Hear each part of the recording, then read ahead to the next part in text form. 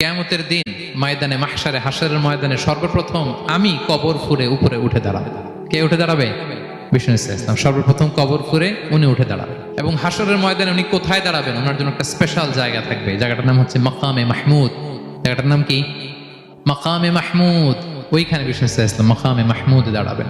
আল্লাহ তাআলা বলেন ওমিনাল লাইলি ফাতাহাজ্জাদ বিহি নাফিলাতাল লাক আসা আইয়াবআসাকা রাব্বুকা মাকামান মাহমুদা। ওখানে বিষ্ণু ইসলাম দাঁড়াবেন এবং বিষ্ণু ইসলাম বলেন আজান শোনার পরে কেউ যদি এই দোয়াটা পড়ে আল্লাহুম্মা রাব্বা হাযিহিদ দাওয়াতিত তাম্মা ওয়াস সালাতিল কাইমা আতি মুহাম্মাদানিল ওয়াসিলাতা ওয়াল ফাদিলা ওয়া বা'আথহু মাকামান মাহমুদা আল্লাযী ওয়া'আদতা।